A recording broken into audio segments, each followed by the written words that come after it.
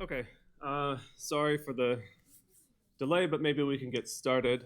Um, Having some technical issues with the exercise for this week, so hopefully can solve that shortly. I'm not exactly sure what the problem is, but I'm not able to make the student version of the exercise, so that's part of the reason why we're a little bit delayed getting started.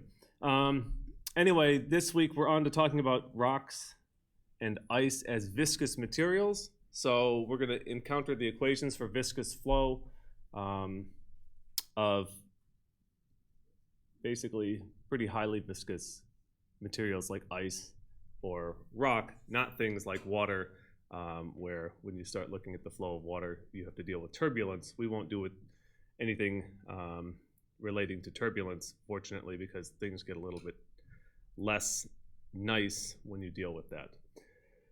But before we go into the lecture for today, did want to ask if there are issues with this exercise number 4 from last week. Yeah. No, but basically all of the questions that were in the exercise, they made it way more confusing to understand what was being asked. Okay. Basically, I had no idea from most of them. Okay. Yeah, I heard from both the course assistants that some of the questions were a bit confusing. And to be honest, I changed the exercise a bit this year. Last year we had used a similar exercise. It had an animation in it, and the animation basically solved the same things that you were plotting, but made it maybe a bit easier, a bit more intuitive to see what the questions were asking. And we realized that we need to change the questions a little bit. So if there's confusion about the questions and what they're asking, please do ask us, ask the grader or course assistants rather, and or myself, and we'd be happy to kind of clarify what the questions are targeting, because yeah, we realized after the fact that the questions weren't entirely clear or obvious based on the way the exercise was changed for this year. So sorry about the confusion regarding that. Are there other issues or other questions?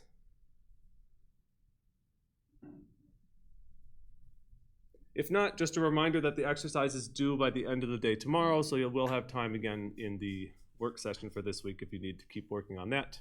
Of course, it's best if you focus your energy on the exercise for this week, but if you have questions, of course, you can ask them about last week's exercise as well. So, with that said, why don't we move on to our topic for today? It's, I think, relatively short introduction to dealing with rocks and ice as viscous materials, and some of this stuff, if you've had other courses I teach, I do introduce a little bit of this stuff in geodynamics course, for example, so maybe you'll have seen some of these equations.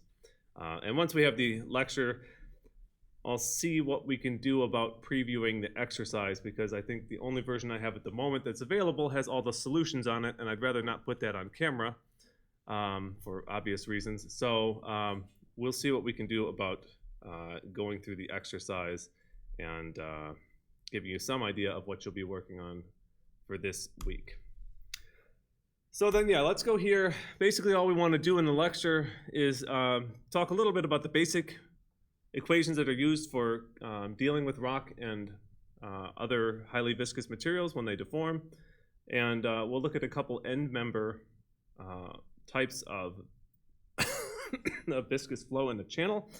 This is in part because part of what you'll do for the exercise for this week is to look at ice flowing in a bedrock channel, so glacier flowing down a slope, and then we'll look at some of the kind of complicating effects when you deal with talking about viscosity. These aren't so relevant for the exercise, so probably I'll keep it kind of short on that stuff. But just as an example, something that's perhaps a familiar example of at least a geological feature, or something that's modifying the geology rather, would be alpine glaciers. And this is an example of a glacier from Alaska that's flowing down through a valley, and of course the ice that's flowing inside this glacier valley is deforming basically as a viscous fluid. That the sort of large-scale behavior is much like the convection in the Earth's mantle. It's in a solid state. When you go and you stand on the glacier, you would see it as sort of packed snow and ice, but it's deforming because the bedrock underneath it is sloped, and the gravity that's acting on the ice will make it gradually flow downslope from high elevations toward lower elevations, basically as a function of the weight of the ice in the valley. So, a very thin layer of ice is not likely to deform in any significant way, but when you put a few hundred meters of ice in the glacial valley, it tends to flow down slope, and there's variety of different things that can affect that, such as the temperature, whether or not the bedrock is, or whether or not the glacier is frozen to the bedrock, or sliding along the bedrock surface. So there's a lot of things that go into this, but basically it is a viscous flow problem when you want to look at ice deforming in a glacial valley. Another one that's perhaps familiar, is if at least to those living in this region, is glacial isostatic uplift. So following the last ice age, when the ice melted away, the Earth's surface had been depressed under the weight of the ice, and it's slowly rebounding. And that rebound process is basically governed by the viscosity of the underlying asthenosphere. So the rate at which it can return back to its isostatic equilibrium is controlled by the viscosity of the mantle. So the uplift rates here, for example, in this figure from the Helsinki Sanomat, would show that in the Gulf of Bothnia region, you'd have uplift rates of around 8 millimeters a year. It's actually maybe even a bit higher than that, up to a centimeter a year. And I like to kind of point this out because the sort of fastest rates of uplift in active orogens are typically less than 5 millimeters a year. So this is actually a geologically very fast uplift rate. This would be the equivalent of 8 kilometers of uplift over a million years if we had that length of rebound. Of course, we don't, because the sort of glacial forcing time scale is much shorter than a million years. But it's a geologically fast process, and in fact, it's something that does affect some of the towns that are on this body of water, because when the land surface goes up, it means this relative sea level goes down, and so you have to do things like dredge the harbors to keep boats going in and out of them. Or in some cases, if you go back far enough, there are towns that used to be on the coast that are no longer on the coast because it's been uplifted. So sort of relatively important process as far as we go here. Now, to talk about viscosity, we have to first talk about what a fluid is, and some of you may have seen this kind of definition before, but a fluid is basically a material that will flow when you apply stress to it. And the assumption in here is that the deformation is continuous, so basically it's not like it's slip on a discrete fault surface or something like that, but rather internally deforming in a sort of smooth and continuous way. And the stress inside the fluid when you deform it is proportional to the rate at which it's being deformed. And so the more quickly you try to deform the fluid, the higher the stress is inside the fluid as a result. And you would notice this, like, if you go to a swimming pool and move your arms back and forth in the water, if you're moving them slowly, it doesn't really require a great deal of effort, but if you try to move them very quickly, it requires more effort, and that's because you're being resisted by the viscosity of the water, and that's part of the reason why we can swim and do things like that. In addition to buoyancy, the viscosity is kind of an important part of being able to push yourself through a fluid like water. Obviously, the differences in the viscosity between water and air means you're not able to sort of swim through air very easily. Obviously, there's a difference in density as well. That's important. But basically, the kind of general relationship here is that the stress is proportional to the rate of deformation. And in terms of taking away that proportionality, if we just substitute in here a constant called eta, in this case for the viscosity, dynamic viscosity, or what's often just called viscosity, then we can say that the stress is equal to the viscosity times the rate of strain. And so as you can see here with viscosity, the larger the viscosity is, that means the larger the stress would be when you deform the fluid. And so low viscosity generally means it's relatively easy to deform. High viscosity would be more difficult. The units are Pascal seconds, and that is needed basically to maintain the relationship between a stress, which would be in pascals, and a strain rate that's going to be in per second. So to get the math to work out, you have a viscosity with Pascal seconds for the units. And again, you can think of this as like a resistance to flow, as mentioned here. There are other things like bulk viscosity, which is a measure of how compressible fluid is, and that's, just be careful you don't confuse that with the dynamic viscosity, because those are quite different and have typically several orders of magnitude difference in terms of their scale. So what's over here on the left is a little animation I just borrowed from Wikipedia of a low viscosity fluid on the top. It's sort of transparent, it's supposed to look, I think, like water, and then a higher viscosity fluid underneath it. It's maybe more something like toothpaste. And you can see that, you know, when you sort of allow the fluid to fall down, the low viscosity fluid deforms much more easily. It's kind of flowing back and forth like this, whereas the high viscosity fluid is just sort of oozing down. I mean, I guess it kind of looks like ice cream from like a Softies kind of ice cream. But because it's more resistant to deforming, it maintains its shape a little bit longer, and that's just kind of give you an illustration of what the viscosity would look like. I don't know what the sort of approximate viscosities are on here, but you get some sense. Perhaps some more familiar values here are to look at the viscosities of some common materials. So water, it's got a viscosity about 10 to the minus 3 Pascal seconds. Air is about 2 orders of magnitude lower than that. And again, if you sort of move your arms around in the air versus, you know, in a swimming pool, you can feel the difference. If you were to sort of immerse yourself in honey in some luxurious spa treatment or something, you would see that the viscosity for honey is, you know, about 4 orders of magnitude higher, and you can tell already that if you take a sort of honey jar and move it back and forth, if you move it quickly, it doesn't really slosh around in the jar like it would with water. It kind of keeps its shape. As we go into geological materials, basaltic lava is kind of lower viscosity end of geological materials. It's got a viscosity that's still around 10 to the 3 Pascal seconds, so it's quite a bit more viscous than water, but for comparison to most geological materials, it's very, very low viscosity. Ice is around 10 to the 10 Pascal seconds, and then as you go up to sort of more solid rock, you go up quite a few orders of magnitude before you get to things like granite, where the viscosity is around 10 to the 20 Pascal seconds.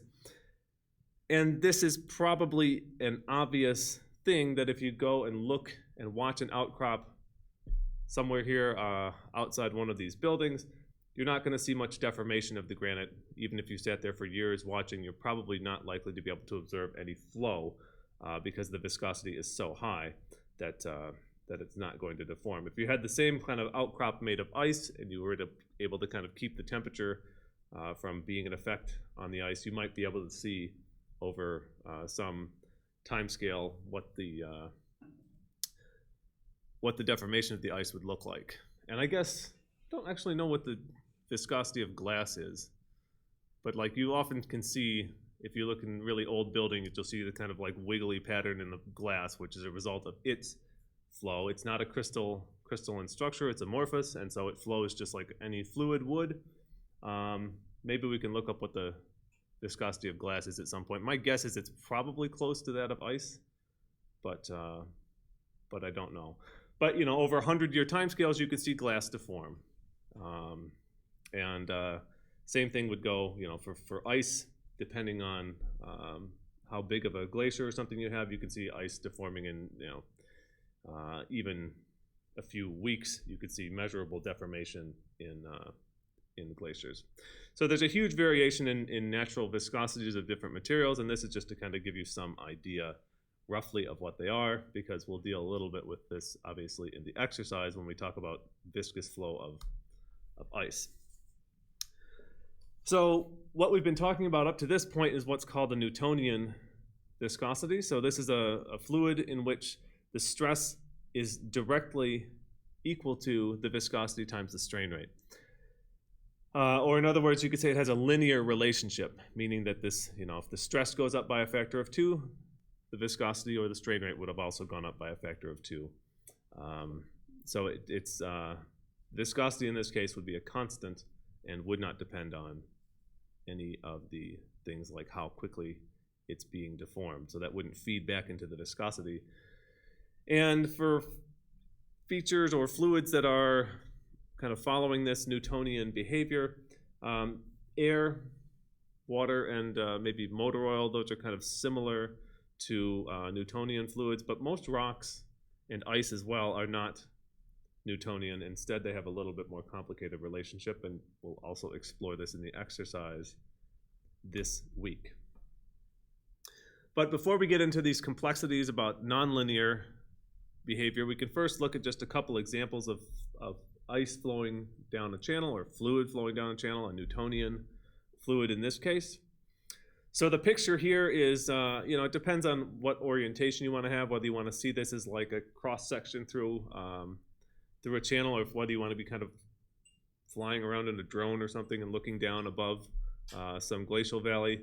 Doesn't really matter, but the process here is basically one in which we have some fluid between two walls of a channel with a thickness of h.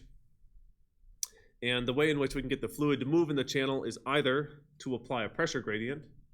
So that is to say, to put pressure on one side of this thing. I guess you can see my cursor today, so that's good.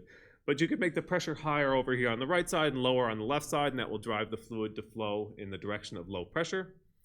Or you can move one of the walls of the channel. And that will also make the fluid inside the channel deform, because when the wall moves, the assumption here is that the fluid is basically stuck to the wall, and as it moves along, then it will start to deform the fluid inside the channel. So those are our two options for this very simple 1D case.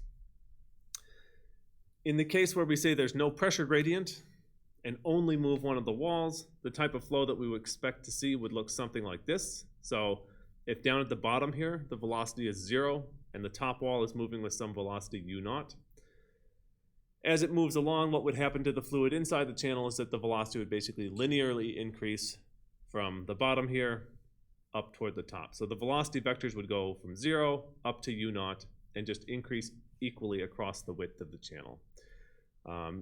So this end member is what's called a Couette flow. You don't really necessarily need to remember this for the exercise, but just in case you ever see the term come up, it does occasionally come up in the context of shear zones and things like that can sometimes undergo kind of Couette type shearing.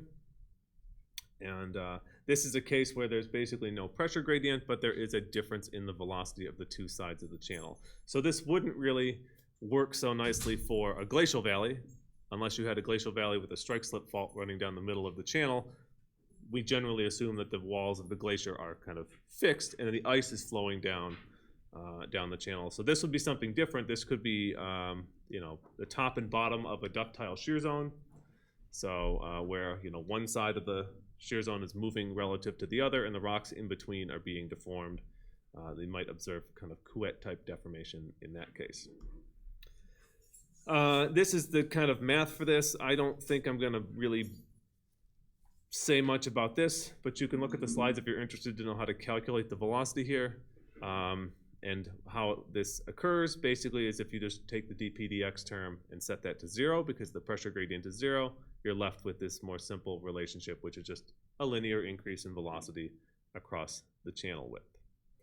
So that's probably all we needed to say about that, because you won't use this in the exercise this week, so it's mostly if you're just curious. What we'll deal with in the exercise this week looks more like this, which is a Poiseuille flow, where what we have here is a flow driven not by motion of the walls of the channel, but rather by pressure differences in the channel. So this is much more analogous to something like looking down at a glacial valley from above and looking at how the material is moving within the glacier as you go from one side of the glacier to the other. So in that case, the two walls or valley walls would be kind of fixed in position, and the pressure would be coming from differences in elevation of the glacier because of the slope of the bottom of the glacier. But you could easily just put, if you had some way to generate the pressure otherwise, you could have a flat surface with some kind of pressure gradient where it's high pressure on the right side, low pressure on the left, and the fluid is then trying to flow to the left toward the region of low pressure. In this case, the velocity pattern, because it goes to 0 at both walls, looks more like this parabola shape. And so you'll see in some of the plots you'll make for the exercise this week that you're going to end up with things that look somewhat parabolic, especially if you do the case for this Newtonian fluid with a stress and strain rate are linearly related to one another. Mathematically, we take the same equation that we had before, and instead of dropping out the pressure gradient, we just set the U0 term to 0. That reduces to something that looks a little bit more simple like this. And the key thing you can see here is that there's a z squared term, and that's why you get this parabolic shape. So that's the other end member flow type. If you're curious, a good example of this kind of deformation is related to salt tectonics. There's a paper that's on the page for the exercise or the lesson for this week related to salt tectonics. But basically, salt is a fairly low viscosity and low density material. So when you put a bunch of sedimentary rocks on top of rock salt, it tends to like to rise up in like these diapir type features. And it's, because it's low viscosity, it wants to flow easily. It's low density, so it wants to go up because it's being loaded by the rock. And there are nice examples of things like these heads of salt diapirs that can be observed in various places, particularly eastern part of North America. And these are kind of well-explored features because they form really nice traps for oil and gas. So the oil and gas industry is quite happy to find salt as a somewhat impermeable barrier to the flow of hydrocarbons, and so there's been a lot of work done seismically to image these salt bodies, and they form quite impressive features when you look at them. All right, so let's cover a couple other things about the nonlinear part of the behavior, because this will be more relevant for the exercise for this week. First off, there's a temperature dependence when we talk about viscosity. This is something that we'll not use in the exercise, but it does apply to rocks, and it's something that is important to consider. And that is that basically as you increase temperature, the viscosity tends to drop off exponentially. So you can see that there's an exponential term here. This is a relationship for the rock viscosity.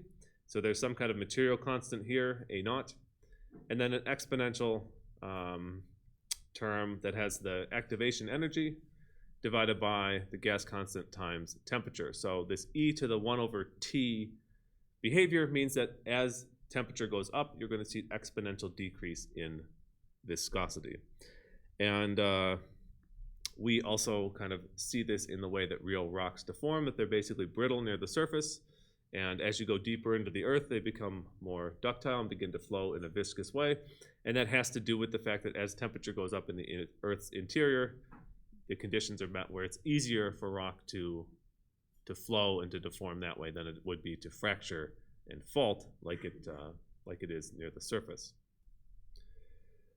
So this is just a plot kind of schematically representing the idea here, and that is that the strength of, for instance, quartz would just exponentially decrease as you go down into the Earth's interior. And this effect is, responsible for things like the brittle ductile transition and things of that nature.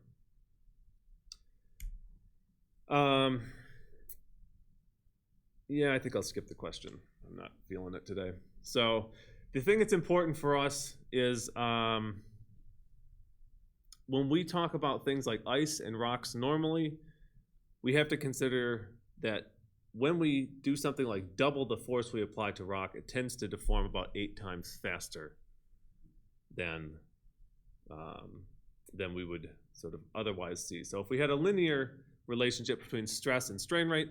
If we doubled the force we're applying to the rock, it would deform twice as fast as it was before. But what we see in real nature and real rocks is that we have this relationship that's not like that. And so what this says is that the relationship between stress and strain rate is not linear, but rather that we have the stress raised to some power n being proportional to something that's kind of equivalent to the viscosity. This A effective is sort of effective viscosity times the strain rate. So the relationship looks kind of similar to what we saw before, but now we have this stress or stress term raised to this exponent n. For rocks, it's typically between 2 and 4 for this power law exponent. And if you think about it here, this would be an equivalent of a case of power law exponent of 3, where we double the force that's being applied, and we see the rock deform about 8 times as quickly. If we think of the force as this tau term, the sort of stress, if we take that and increase it by a factor of 2 to the power 3, that should give us a factor of 8 increase in the rate of deformation. So that's kind of where that comes about. And this A effective is similar to the viscosity in many ways, but it has different units. It's pascals to the n seconds, sort of not a very pleasant unit for that one, but again, to maintain the relationship between stress being raised to a power n here, you then have to have your viscosity raised to a power n as well. So, so that's where that comes from. And this is something that's obviously more important because real materials, real geological materials, are power law in terms of the way that they deform. And you'll play around with this in the exercise this week, assuming that I can solve this technical issue that's not letting me make your version of it. Okay, so let's say a couple quick things about glaciers. Probably you may even know more about glaciers than we're going to cover here. I'm going to keep it to the absolute basics, but just as a means of giving you some information in case you've not thought about how glaciers work before. When we look at things like alpine glaciers, it's pretty much a gravity-driven process, and we've got snow and ice up at high elevation that, because of gravity, is flowing down to lower elevation. That makes a lot of sense. It's basically just like rivers, but at a slower time scale, because we're dealing with a more highly viscous fluid. And of course, well, there's lots of things rivers do that glaciers don't, but in terms of being driven by gravity, they are both driven by gravity. This sort of fuel for the glacier comes at relatively high elevations. So perhaps you've seen things like, or heard of things like the equilibrium line for a glacier before, or equilibrium line altitude. That's often something that's kind of considered when you look at past glacial environments. But this is basically a dividing line between the area where ice and snow are accumulating and the area where ice and snow are melting. So we have this accumulation zone up at high elevations where it's relatively cool, more of the snow is falling, and then the zone of ablation down at lower elevations where it's warmer and there's potentially melting or other processes that are basically taking away the parts of the glacier down at the low elevations. In addition, there are kind of two classes of glaciers on a very broad scale. Those that are frozen to the bedrock. So those are called cold-based glaciers, where basically you assume the ice is stuck to the bedrock and it may be deforming internally, but it's not sliding down the valley. And then what are called warm-based glaciers, where it's thought that the glacier is actually sliding along the bedrock surface. And yeah, so those are kind of just very general classes. We'll deal with both in terms of our assumptions for the exercise for this week. How do they move? Well, this sliding component in the case of warm-based glaciers can be significant, and that is basically just the glacial ice sliding along the valley. In terms of what's happening underneath the glacier, I don't know if it's known all that well. It's a somewhat difficult thing to study, but there is often this sort of pressurized layer of water underneath the glacier. There may be a thin layer of water-saturated sediment, and both of those things have a very low shear stress, so they would be easy ways to get the glacier sliding along the bedrock. And depending on the conditions, local climate, but also other factors can determine whether or not the ice is frozen to the bedrock or not. So this sliding component is one thing, and then there's the internal deformation component. That's the viscous flow behavior here, and it's something that is nonlinear. Ice is a nonlinear viscous material, and it is also something that's dependent on temperature. So colder glaciers tend to deform a little bit more slowly than those at warmer temperatures, and that of course has to do with the temperature feedback on the viscosity. We won't get into the temperature part. We could, but we won't in the exercise this week. There's enough to do without doing that. And because of this nonlinear behavior, the other thing that's worth noting is that the deformation tends to be concentrated in the ice near the bed. So that means that more of the ice in the sort of core and the central interior of the glacier is not deforming much, but then where the ice is being deformed is mainly close to the bed. And that sort of makes a bit of intuitive sense. And you'll see again in the exercise this week what these velocity patterns look like. So yeah, that's the kind of idea. We're going to look at sort of two different perspectives on ice flowing through a glacial channel. One is that if we look at the velocity across a glacier valley, kind of like from a map view, looking down from above, we can look at the pattern of velocity as we go from one wall of the valley to the other wall of the valley. And then the second case is to look at ice flowing down an incline, kind of like the picture here. So if we put some layer of ice here with a thickness of h, so that would just be this distance here, we would expect if the fluid or the material was stuck to the surface underneath it, that it would start to internally deform, and it might form a velocity pattern that looks something like the pattern you see here, 0 at the bottom and increasing as you go up away from the bedrock interface. And of course this would depend on slope and a number of other factors, but this is the kind of general picture. I think that's pretty much it. So yeah, I guess I'll leave this up just as a kind of recap, but are there any questions about this viscous flow, glacier stuff in general?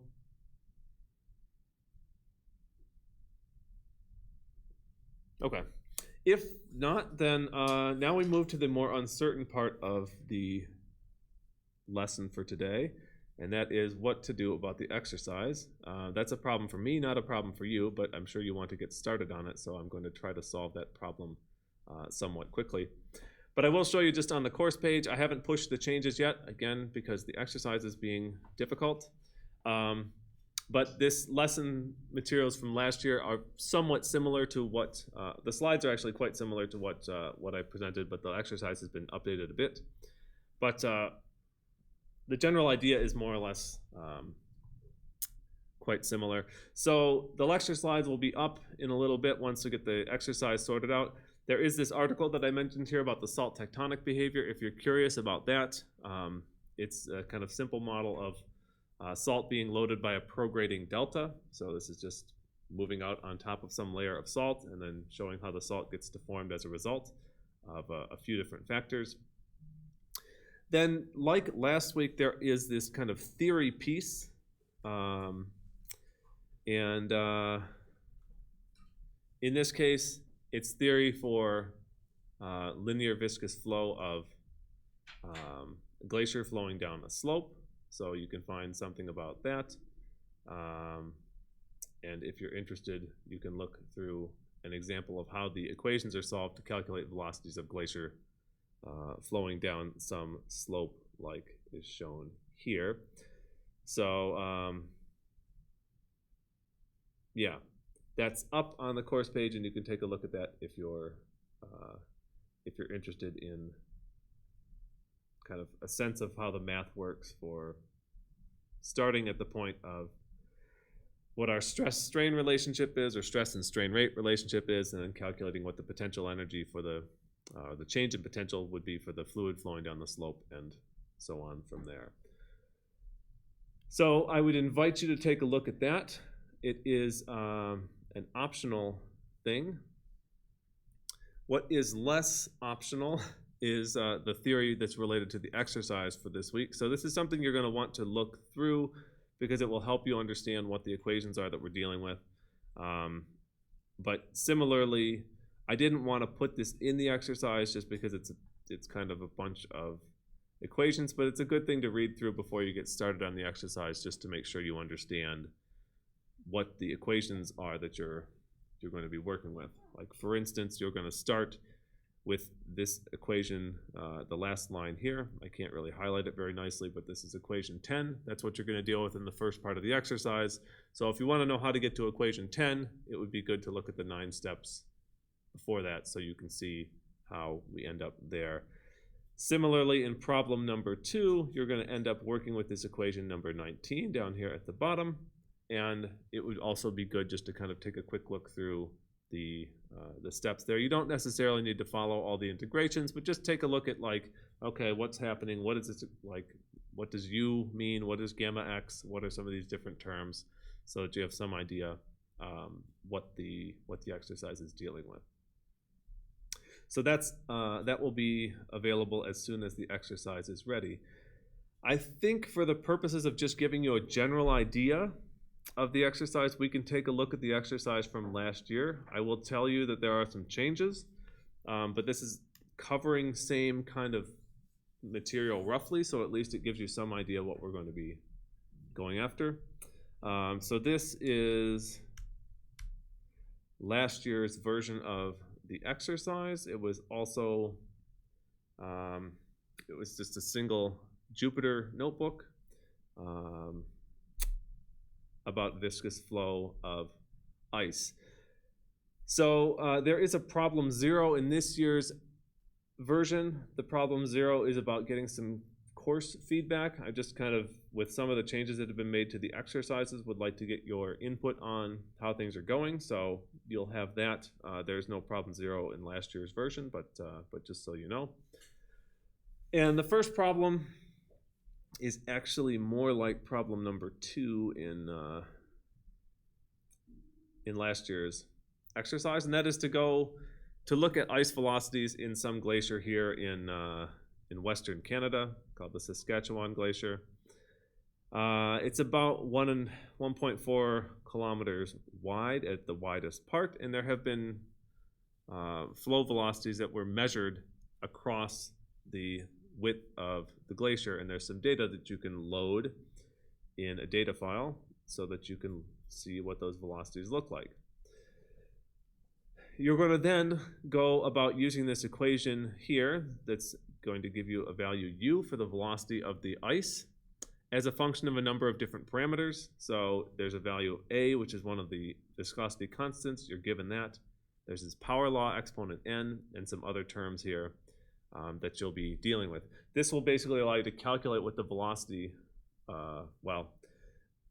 this equation will let you calculate the velocity of the ice across the width of the channel. But before you can calculate u, you have to solve for this unknown term for a pressure gradient.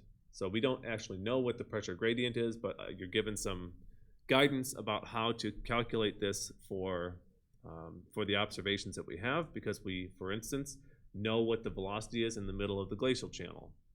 So we can take advantage of knowing that to allow us to reduce some of the terms here and come up with what this P naught, or P1 minus P naught over L term should be. So you'll create a function for calculating what the pressure gradient is first. Then once you have that, you can plug that in to then calculate what the velocities of the ice would be across the width of this channel. So you'll make some calculations and then some plots of the ice as it flows between the two walls of this glacial valley.